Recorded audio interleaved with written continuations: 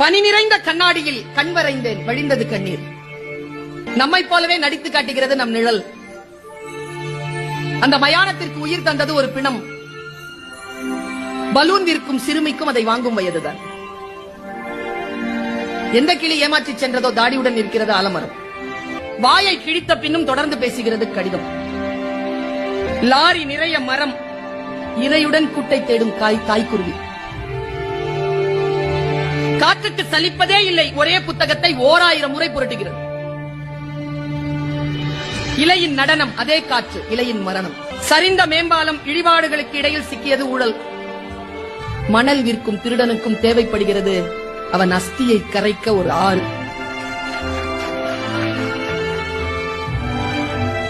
பெருங்கடலை அசைத்துக் கொண்டிருக்கிறது மீன் குஞ்சின் சின்ன துடுப்பு. காக்கை கூட்டில் காத்திருக்கும் இசை, குயில் முட்டை. பூதாங்குழல் இசைக்கிறாள் அம்மா, நடனமாடுகிறது நெருப்பு. வறுமையால் படிப்பை பாதியோடு நிறுத்திவிட்டனர் எதிர்வீட்டு லட்சுமியும் சரஸ்வதியும். குபேர மூலையின் சுவர் முழுக்க கடன் கணக்கு. யானைக்கு இனித்தது போலவே எறும்புக்கும் இனிக்கின்றன கரும்புகள். குழியில் விழுந்த யானை ஏறி செல்லும் எறும்பை வியப்புடன் பார்க்கிறேன்.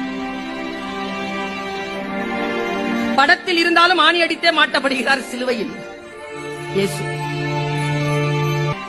விழுந்த பிறகும் பறந்து பார்க்கிறது பறவையின் இறகு. புகைப்படக்காரரை அசையாமல் நிற்க வைத்தது மலையருவி. மயிலிறகு குட்டி போட்டது பள்ளியின் நினைவுகளை. ரயில் மோதி புளிரும் யானையிடம் அழிக்கப்பட்ட காட்டின் குரல். உடைந்த பானை, மிச்சம் இருக்கிறது கொஞ்சம் தண்ணீர்.